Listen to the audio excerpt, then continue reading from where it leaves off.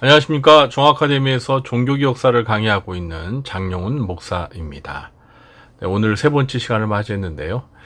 지금이 8시 7분입니다. 네, 영상이 올라가 있어야 할 시간인데 이제서야 영상을 녹화하고 있습니다. 오늘 목요일인데 제가 가능하면 목요일에는 이 종아카데미 강의 준비 때문에 되도록이면 일정을 잡지를 않는데요. 오늘 좀 신방도 있었고 또 개인적인 교회죠. 교회에 관련된 일정들을 하다 보니 제가 오후 좀 한참 지나서 강의 준비를 하게 되어서 좀 늦게 영상이 올라갈 것 같습니다. 우리 성도님들이 시간이 안 되시는 분들은 내일 시간 되실 때 영상을 보시면 될 것 같고요. 어쨌든 뭐 이것이 생방이 아니기 때문에 우리 성도님들께서 편안한 시간에 영상을 봐주시면 될 것 같습니다. 오늘은 지난주에 예고했던 것처럼 이제 종교개혁의 기수라고 할 수 있는 종교개혁자 마틴 루터의 종교개혁에 대해서 살펴보겠습니다. 워낙 중요한 인물이죠. 그래서 오늘 하루로는 안 될 것 같고요. 오늘과 다음 주 이렇게 두 번에 걸쳐서 나누어서 다뤄보도록 하겠습니다. 준비한 강의안 보시면서 제가 설명을 드리도록 하겠습니다. 네, 종교개혁사 세 번째 시간, 오늘 제목은 루터의 종교개혁인데요. 오늘은 첫 번째 시간입니다. 오늘 이 강의 내용은 제가 순수하게 만든 건 아니고요. 지난주에도 제가 소개해드렸던 이호 박사님이 쓴 세계교회사라는 책의 내용을 제가 거의 인용을 했습니다. 그래서 뭐 중간에 조금 다른 책들을 참고해서 내용을 보충은 했지만 거의 이 이호 박사님의 책 내용을 거의 뭐 제가 가져다가 썼습니다. 네. 이 루터의 종교개혁 내용이 매우 중요하기 때문에 제가 뭐 요약 형식으로 이렇게 하기보다는 글의 내용을 거의 가져다 인용하면서 읽으면서 설명하는 것이 오히려 역사적 사실을 제대로 아는 데 도움이 될 것 같아서 그렇게 했습니다. 그리고 이제 중간중간 제가 인터넷에서 관련 사진들은 제가 스크랩을 해서 이 책에 있는 건 아니고요. 이 책에는 뭐 사진 같은 건 없습니다. 그런데 제가 스크랩을 해서 참고 자료로 중간중간에 삽입을 했습니다. 여러분들이 보시면서 제가 설명을 해드릴 테니까 봐주시면 좋을 것 같고요. 루터는 그야말로 종교개혁을 일으켰던 장본인, 주인공이죠. 그래서 우리가 종교개혁의 역사를 다루면서 이 마틴 루터에 대해서 다루지 않는다면 뭐 이것은 말이 안 되죠. 그래서 오늘 이 루터의 종교개혁, 이제 오늘과 다음 주에 두 번에 걸쳐서 다루게 될 이 내용을 여러분들께서 좀 집중해서 많이 봐주시기 바랍니다. 이 루터의 생애에 대해서 먼저 설명을 드리겠습니다. 출생과 성장에 대해서 마틴 루터는 1483년에 태어나서 1546년에 이제 세상을 떠났는데요. 1483년 11월 10일에 독일의 sakso니 광산 마을인 아이슬레벤 들어보셨죠? 아이슬레벤에서 한스 루터 아버지와 마가레트 린데만이라는 어머니, 이 그러니까 부부의 8자녀 중 둘째 아들로 태어났습니다. 형제가 많았습니다. 이 루터가 태어난 다음 날이 이제 11월 11일인데요. 이 가톨릭 교회에는 그 성인들의 그 축일이 있습니다.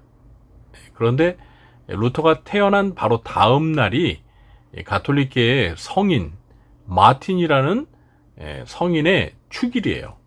그러니까 그 마틴이라는 성인을 이제 기념하는 축일입니다. 그래서 루터의 이름이 이제 마틴 루터가 되는 거예요. 그 성인의 이름을 따서 마틴 루터라고 그렇게 부르게 되었습니다. 그래서 이제 마틴이라고 불리게 되었고, 마틴 루터의 아버지는 구리 광산업을 했는데요. 루터가 태어난 지 이제 반년 뒤에 이 아이슬레벤에서 더 큰 도시인 만스펠트로 옮겨가서 거기서 이제 주물 공장을 운영하면서 어느 정도 경제적으로 성공을 거두었습니다. 그래서 그 지역의 시민 대표 4명 가운데 1명으로 그렇게 유지가 되었어요. 루터는 어려서부터 매우 엄격하게 가정교육과 학교 교육을 받으며 성장을 했는데요. 7살부터 만스펠트의 라틴어 학교를 다녔습니다. 그러니까 아주 어린 나이부터 이 라틴어를 이제 배우게 된 겁니다. 중세 시대에 이 라틴어는 이제 성경을 이해하는 데 있어서, 왜냐하면 라틴어 성경이 공식 성경이었기 때문에, 또 교부들의 그 글들이 라틴어로 많이 쓰여졌기 때문에 이제 철학을 하거나 학문을 하는 사람은 기본적으로 라틴어를 배워야 했습니다. 그런데 매우 일찍, 이 언어라는 게 사실 빨리 배우면 빨리 배울수록 좋잖아요. 그래서 7살부터 만스펠트의 라틴어 학교를 다녔다는 거죠. 그리고 14살 때 이제 잠시 이 막데부르크에 머물면서 성당 학교에서 운영하는 공동생활 형제단에 들어가서 이제 신앙적인 지도를 또 받았습니다. 그러니까 루터가 안 그래도 어려서부터 가정교육도 엄격을 했는데, 또 성당 학교에서 운영하는 그런 이 공동생활 형제단에 들어가면서 엄격한 신앙교육을 이렇게 받으면서 종교적인 인물로 이렇게 성장을 하게 된 거죠. 그런 배경하에 성장을 하게 된 겁니다. 이 루터의 아버지인 한스는 루터가 법조인이 되어서 보다 안정적으로 살기를 바랬습니다. 사실 이 중세 시대 때는요, 이 법조인 되는 게 다들 이제 이게 인기 직업이에요. 출세하고 성공하기 위해서는 법조인이 되는 걸 다 선호했습니다. 우리가 이제 앞으로 살펴볼 종교개혁자 중에 칼빈도 사실 원래는 법조인이 되려고 법학 공부를 한 것으로 알고 있습니다. 루터도 그런 거죠. 그래서 이제 아버지의 뜻에 따라서 루터는 18세에 독일 최고의 명문대학인 에르푸르트 대학교에 진학을 하게 되고요. 이 루터는 이 대학에서 이제 음악과 철학 방면에 아주 뛰어난 재능을 보이게 됩니다. 루터는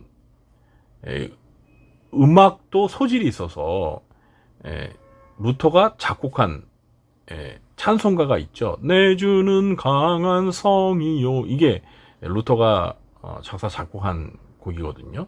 그래서 음악적인 재능도 있고 또 철학 방면에도 뛰어난 재능을 발휘했습니다.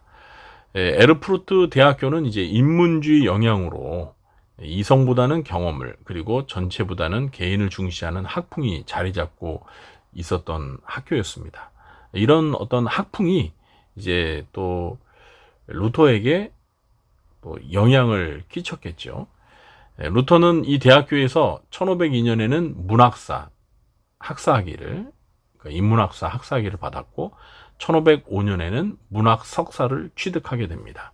그리고 1505년 5월부터 그 아버지의 바람에 따라서 이제 법학을 공부하게 됩니다. 그런데 이 루터의 인생에서 그 법학 공부를 시작한 지 2달 뒤에, 그러니까 1505년 7월 2일 날 정말 루터 인생의 방향을 바꿔놓는 아주 중대한 사건이 발생합니다. 이거 굉장히 유명한 사건인데요. 루터가 이 만스펠트의 부모님을 잠시 뵙고 이제 그 대학교, 에르푸르트 대학교로 이제 돌아오는 중이었는데, 스토테른하임이라는 그 근처 넓은 벌판을 걷고 있었는데요. 갑자기 천둥번개를 동반한 무시무시한 폭풍우가 막 몰아쳤습니다. 그래서 천둥번개가 치는 거예요. 날씨가 아주 험상궂어가지고. 그런데 막 이 벼락이, 천둥번개가 치면서 막 벼락이 주변에 막 딱 떨어지면서 루터가 죽음에 대한 공포를 느꼈습니다. 그래서 루터가 그때 성 안나여 저를 살려주세요. 그러면 제가 수도사가 되겠습니다라고 서원 기도를 하게 됩니다. 제 목숨을 살려주면 제가 사제가 되겠습니다. 이런 서원 기도를 한 거예요. 여기서 이제 그 성 안나는 마리아의 어머니로 알려져 있는 인물인데, 이 성 안나가 광산업을 하는 그 직업의 사람들의 마치 그 수호 성녀입니다. 네. 이 가톨릭에는 그런 좀 미신적인 것들이 있어요. 이제 루터의 아버지가 한스가 원래 그 광산업을 하던 사람이었잖아요. 그러다 보니 이 성 안나에 대해서 이제 잘 알고 있었기에 루터가 이 천둥 번개가 칠 때 벼락을 자기가 피하기 위해서 성 안나에게 자기를 살려달라고 그렇게 애원을 하면서 자기 목숨을 살려주면 수도사가 되겠다라고 서원 기도를 합니다. 루터는 사실 어릴 때부터 뭐 가정교육이나 또 성당 학교에서 신앙교육을 엄격하게 철저히 배웠기 때문에 또 이 중세시대 때 교회 분위기가 죄를 강조하고 하나님의 진노, 하나님의 공의 이런 것들을 지나치게 강조하다 보니까 이렇게 루터처럼 안 그래도 어릴 때부터 좀 엄격한 분위기 속에서 신앙교육을, 가정교육을 받고 자란 사람들은 이런 도덕적인 관념, 이런 것들이 많이 예민하고 발달돼 있잖아요. 그래서 루터는 평소에 이 죄와 죽음, 구원과 심판에 대한 이 고뇌를 많이 해서 우울증에 빠질 정도였는데,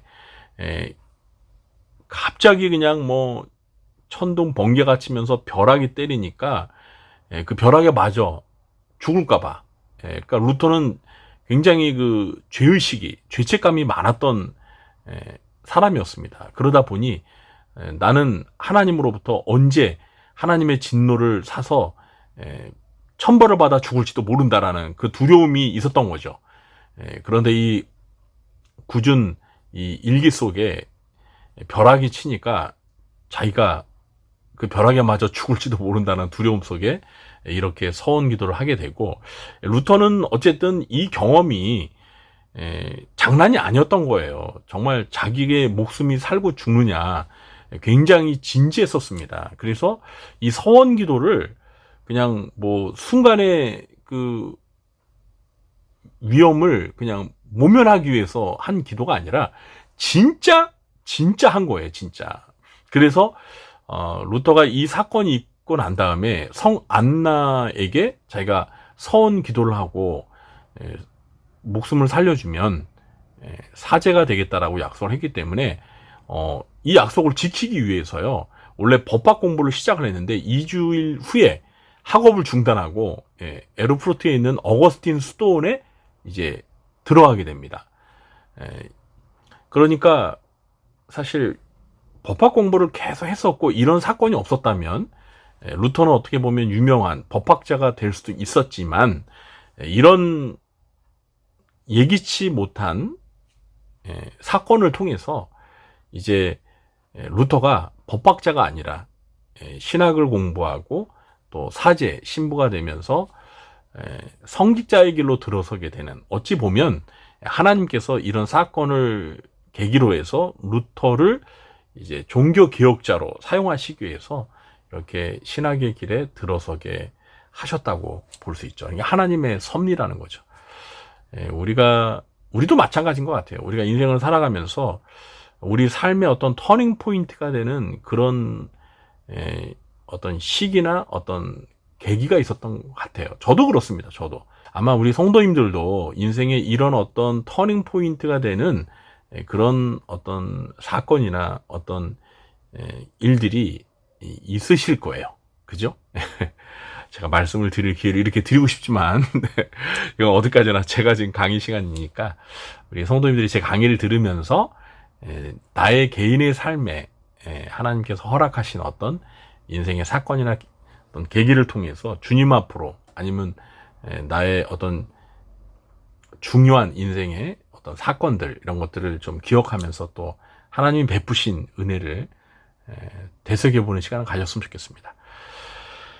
그래서 이제 사제의 길에 들어서기로 서원을 했기 때문에 루터가 이제 신부가 되는데요. 법률 서적을 모두 정리하고 수도원에 들어간 루터는 이 수도 생활에만 전념하게 됩니다. 루터가 들어간 이 에르푸르트 어거스틴 수도원은 엄격한 규율로 운용되었던 수도원입니다. 수도원 수행 규율에 따라서 루터는 매일 예배와 기도, 명상과 노동, 그리고 봉사와 탁발 등에 최선을 다했습니다.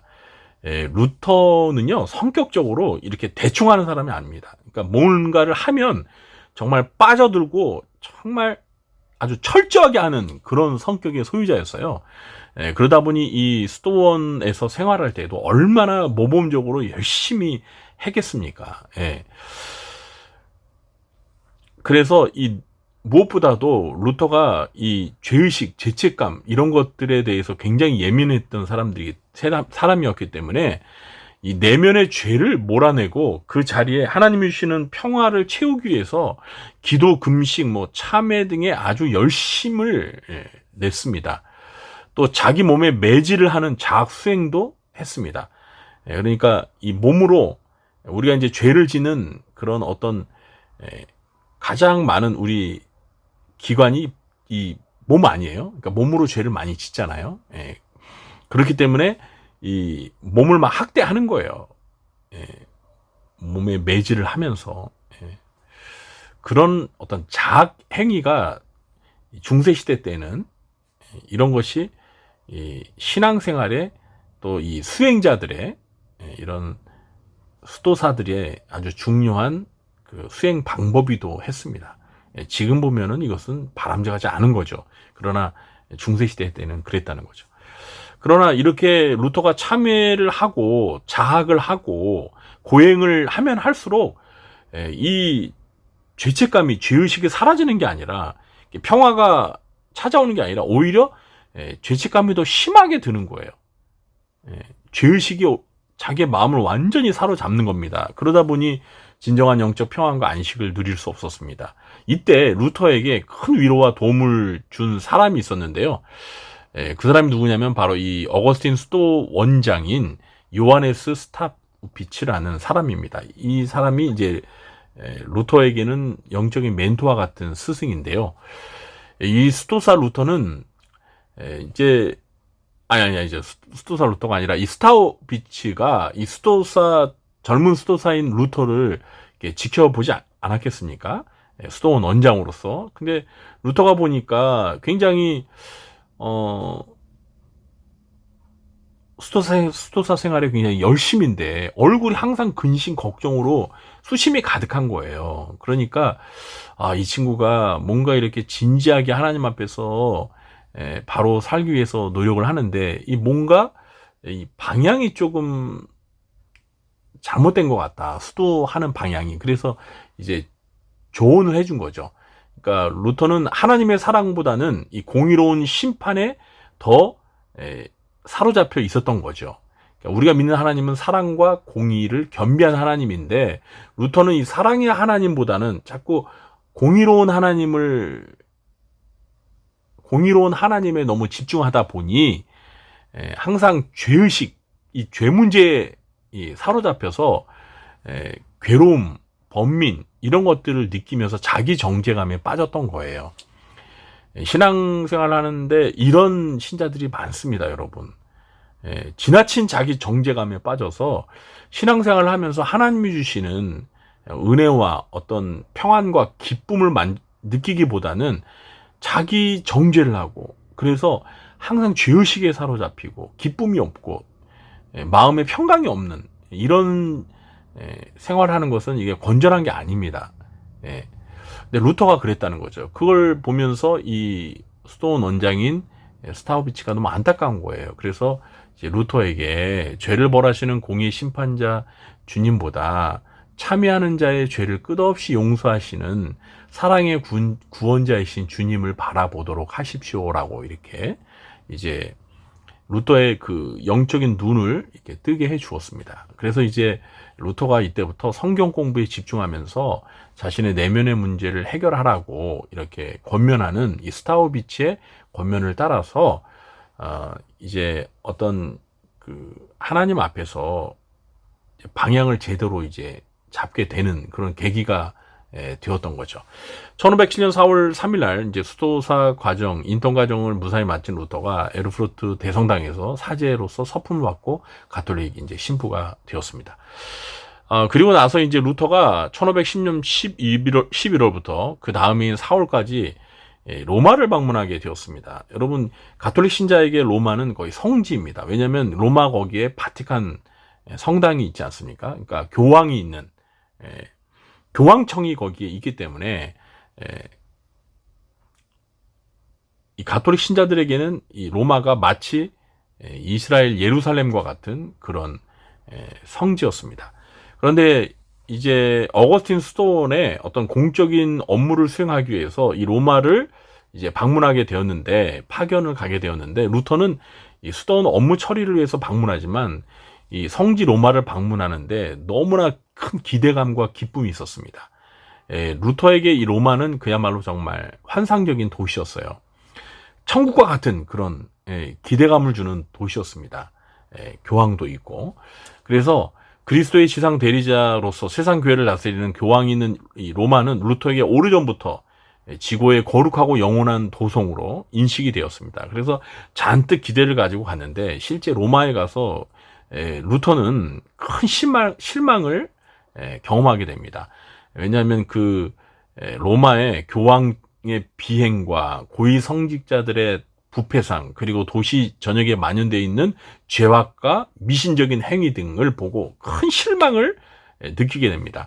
그리고 그 로마의 소위 빌라도의 계단으로 알려진 스칼라 산타, 이게 이제 뭐냐면 거룩한 계단인데요, 스칼라 산타가. 근데 이곳을 이제 방문했는데 이게 이제 로마의 성지 순례를 하면서 거쳐가는 아주 중요한 그 장소예요. 그래서 이 스칼라 산타는 뭐냐면 예수님께서 이제 빌라도 총독에게 이제 그 심판을 받기 위해서 예수님이 걸어 올라갔던 그 계단이라고 해가지고, 이것이 이제 콘스탄틴 황제의 어머니 헬레나가 예루살렘을 성지 순례하고 돌아올 때 그 계단을 로마로 가져왔다고 이렇게 알려져 옵니다. 그러니까 생각을 해보세요. 예수님께서 빌라도 총독에게 신문을 받을 때 예수님이 올라가셨던 그 계단, 예수님의 직접 그 발자취가 남겨있는 그 계단이라고 생각하니 사람들이 얼마나 그것을 성물로 여기겠습니까? 그래서 이 28개의 이 계단, 대리석으로 되어 있는데요. 이거를 이제 로마에 갖다 놔가지고 거기에 성당을 만들고, 그래서 순례자들이, 로마를 순례하는 자들이 거기 28개 이 스칼라 산타, 이 거룩한 계단을 무릎을 꿇고 오르면서 참회를 하면 죄가 사함받는다. 이런, 그런 어떤 미신과도 같은 그런 관례가 이 성지 순례하는 자들이 이 항상 방문하는 그런 아주 유명한 명소였어요. 그래서 루터도 기대를 가지고 이 스칼라 산타를 이제 무릎을 꿇고 올라가면서 자기의 죄를 참회하고 그렇게 올라갔는데, 그러면서 루터가 마음속에 하박국 선지자의 말씀이 떠오르면서요, 의인은 믿음으로 말미암아 살리라. 지난번 하박국 제가 성경의 맥잡기에서 다루었잖아요. 의인은 믿음으로 말미암아 살리라는 그 말씀이 마음에서 떠오르면서 이런 정말 미신적인 행위와 고행이 이 마음에 죄에 대한 짓눌림으로 인해서 괴로워하는 마음이 아무런 도움이 되지 못한다. 그런 것들을 딱 깨달은 거예요. 그래서 루터는 그 즉시 그냥 일어나서 이제 로마를 떠나 이제 독일로 돌아오게 됩니다. 여러분 여기 오른쪽에 있는 제가 사진 이것이 바로 이 스칼라 산타입니다. 이게 바로 그 거룩한 계단. 그래서 저기 보면 예수님의 십자가가 못 박힌 장면이 있고요. 여기를 지금 이 사람들이 이 사진이 좀 흐리게 나왔는데 이게 천주교 신자들이죠. 이곳을 지금도 이 스칼라 산타가 있어서 여기에 가면 전부 다 이렇게 무릎을 밟고 올라가면서 참회의 기도를 드리는 거예요. 참. 그래서 제가 그런 말씀 드렸잖아요. 이 루터 당시 때 이 가톨릭이나 지금이나 여러분 크게 달라질 게 없다니까요. 큰 변화가 별로 없습니다. 예. 어쨌든 간에 이런 경험을 이제 하면서 이제 루터가 이제 성경 교수가 되는데요. 로마에 돌아온 루터는 이제 에르푸르트 대학교에서 신학을 계속 공부하면서 교부들의 신학 방법론과 문헌, 교부들이 쓴 글들을 읽으면서 집중적으로 이제 탐구를 하게 됩니다. 그러면서 1508년 겨울 스타우비치의 추천으로 루터는 비텐베르크 대학교에서 신학을 가르치는 교수가 됩니다. 이 대학은 이제 선제후 프리디히라는 선제후가 정치가 당시 권력가죠. 1502년에 세운 신생대학이었는데 1512년 10월 루터가 이제 이 대학교에서 신학 박사학위를 받고 여기에서 교수로서 이제 주임교수, 신학 주임교수 자리를 스타우비치로부터 물려받아서 이제 주임교수로서 성경을 가르치는 신학자이자 신학 교수로서 이제 활동을 시작하게 됩니다. 그래서 루터는 이제 성경을 강의하는데 1513년부터 15년까지 시편을 강의하고 또 1515년부터 16년까지는 로마서를 강의하고 그리고 이제 에라스무스가 번역한 헬라어 성경을 구입해서 그걸 보면서 이제 원어로 강의를 하는 거예요. 중세 시대 때는 라틴어로 라틴어 성경 불가타본을 보지 않았습니까? 그런데 이제 루터는 에라스무스가 인문주의자인 에라스무스가 이제 번역한 헬라어 신약 성경 원어로 성경을 강의를 했습니다.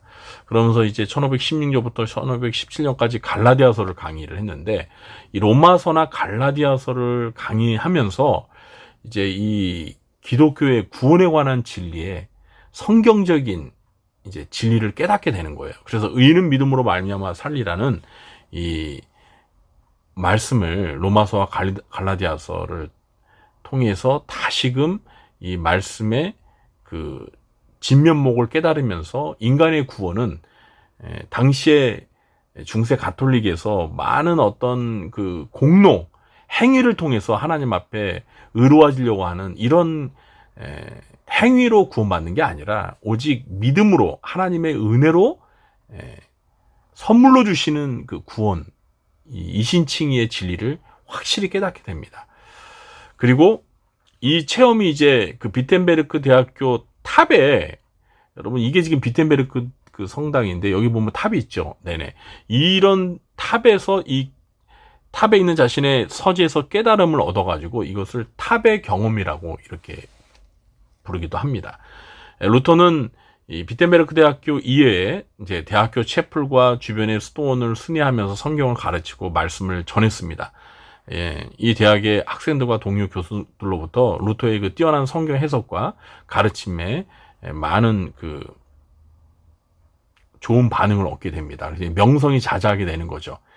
그리고 이 비텐베르크 대학에 있는 그 도시의 시민들도 루터의 설교를 열광적으로 좋아했습니다. 이게 이제 그 루터가 교수로 있었던 비텐베르크 대학의 그 채플 성당이에요.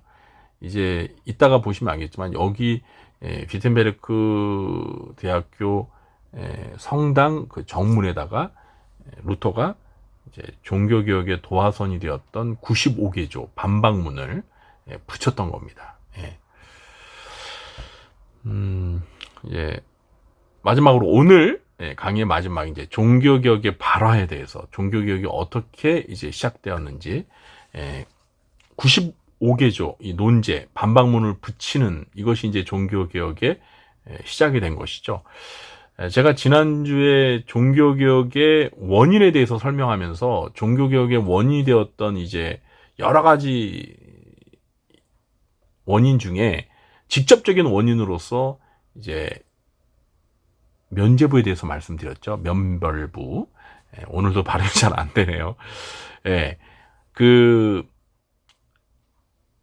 헌금괴에 던진 돈이 딸랑 소리를 내면 동시에 영혼은 연옥에서 뛰쳐나온다. 그래서 천국으로 올라간다. 이 요하네스 테첼인가요?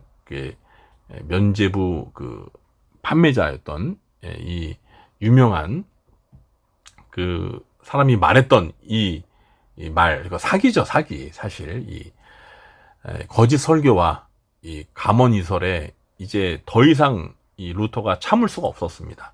이건 뭐 말도 안 되는 잘못된 주장이니까. 그래서 몇 차례에 걸쳐서 면죄부에 대하여 문제를 제기했지만 이것에 반응한 사람들이 아무도 없자 루터는 드디어 1517년 10월 31일, 이게 종교개혁일입니다. 1517년 10월 31일 정오에 비텐베르크 대학교, 자기가 교수로 있는 그 비텐베르크 대학교 내에 있는 캐슬교회 정문에다가, 성당 정문에다가 95개조 논제, 우리가 또 95개조 반박문, 항의문이라고도 그렇게 불러요. 그래서 95개 논제를 딱 붙이고요. 면죄부의 능력과 효용성에 관하여 여자가 빠졌습니다. 공개 토론하자고 제안을 딱 했습니다. 이 95개조 논제는 이제 다음과 같은 내용을 핵심적으로 강조하고 있는데요. 첫째는 참된 회개를 통해서만 죄 용서를 받는다. 둘째, 죄의 사면은 오직 하나님께만 있다. 셋째, 죽은 자의 죄를 용서하는 권한이 교황에게는 없다. 넷째, 면죄부 판매가 남용되고 있다. 다섯째, 메드로가 아닙니다. 베드로입니다. 네, 제가 오타가 있습니다. 오타를 좀 봐야 되는데 베드로 성당과 같은 큰 건물을 필요하지 않다. 이게 뭐냐면 베드로 성당에 이 건축비 마련을 위해서 이 면죄부를 막 남발하면서 면죄부 판매를 했던 거거든요. 근데 이렇게 큰 베드로 성당과 같은 큰 건물은 필요하지 않다. 그러니까 이걸 짓기 위해서 면죄부를 이렇게 남용하지 말라, 그런 비판이죠. 여섯째는 십자가 은혜만이 필요하다. 그러니까 이 면죄부는 사실 정말 이 성경적으로 볼 때 이게 잘못된 것이다라는 걸 이제 루터가 이렇게 반박하는 내용들이 이 95개조 논제의 중요한 핵심이었다라는 겁니다.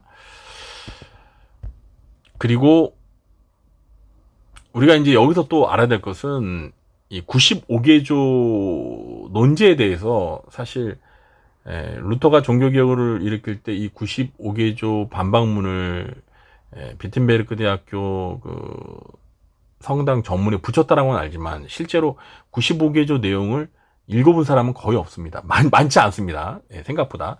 저는 이제 읽어봤는데 뭐 기회가 되면 뭐 그거를 한번 이렇게 우리 성도님들에게 읽어드리면서 좀 설명도 드리고 그랬으면 좋겠는데, 제가 이제 이 95개조 논제를 읽어본 사실 소감 뭐냐면, 루터가 이때까지만 해도요, 종교개혁을 이제 일으키는 그 시기만 하더라도 루터는 이제 가톨릭의 사제잖아요. 그래서 이때까지만 해도 이제 종교개혁이 막 시작할 그때는 교황제도나 연옥교리, 이거 면죄부 제도 등에 대해서 루터가 완전히 부정을 하진 않았습니다. 이 95개조 논제를 붙일 때 그것을 남용하거나 잘못 사용하는 거에 대해서 문제 제기를 한 거지, 이 면죄부 제도나 뭐 연옥, 교리, 그리고 교황 제도를 부정하지는 않았어요. 그때까지만 해도. 그걸 기본적으로 인정하는 가운데서 이제 잘못 오용하면 안 된다라는 것을 사실 주장하는 그런 내용이 이 95개조에 담겨 있었어요. 저는 사실 그걸 읽으면서 좀 놀랬었어요. 이거 뭐야? 그러면 이런 제도를 기본적으로 인정하는 거네. 연옥은 아예 없는 거잖아요. 근데 연옥교리도 이때 당시에 루터가 인정을 했습니다. 그러니까 아직은 이제 완벽하게 완전히 종교개혁자로서 오늘날의 그 개신교 그런 관점이 이 종교개혁 초기에는 아직은 있지 않았다. 그러니까 가톨릭 사제로서의, 그러나 이제 하나님의 말씀을 연구하면서 특히 구원에 관한 진리를 이제 진리를 깨닫는 그 근접하고 있었지만 루터 자신은 아직은 가톨릭의 사제로서의 그런 가톨릭의 교리나 이런 것들에 아직은 완전히 벗어나지 못했다는 걸 알 수 있습니다. 네. 이 95개조 반박문이요. 그때 당시 이제 구텐베르크의 인쇄술이 발달되면서 이게 2주 만에 그냥 전 유럽에 이 루터가 작성한 95개 논제가 퍼지면서 이제 루터가 유명하게 되었고요. 그러다 보니 이제 이 교황청에서는 이제 난리가 난 거죠. 이 사제 루터가 이런 95개조 논제를 붙이면서 어떻게 보면 교황의 권위나 가톨릭의 권위에 도전하는 듯한 그런 일을 하기 때문에 위험인물로 간주가 되어가지고 이 95개 논제를 즉시 취소하라고 막 요구하면서 이 사건의 진상을 파악하기 위해서 이제 여기 보면 추기경 카제타누스가 이제 독일로 오게 돼서 이후로 이제 다음 주에 다루게 될 것은 이제 루터가 논쟁을 벌이면서 종교개혁자로서 더 영향력 있고 더 가톨릭의 영향으로부터 이제 이렇게 벗어나는, 그래서 정말 오직 성경으로 바른 종교개혁자의 길로 이제 더욱더 발전해가는 그런 이야기들을 살펴보도록 하겠습니다. 네, 오늘 여기까지 하겠습니다. 벌써 시간이 저는 되도록이면 30분 이내로 끝내려고 했는데 지금 한 40분이 거의 다가가는 시간인 것 같습니다. 들어주셔서 감사하고요. 네, 다음 주에 다시 뵙도록 하겠습니다. 이 루터의 종교개혁, 잘 한 번 더 반복해서 들어보시면서 종교개혁의 역사가 어떻게 시작되었는지 이해하는 시간이 되었으면 좋겠습니다. 저는 물러가 보도록 하겠습니다. 들어주셔서 감사합니다.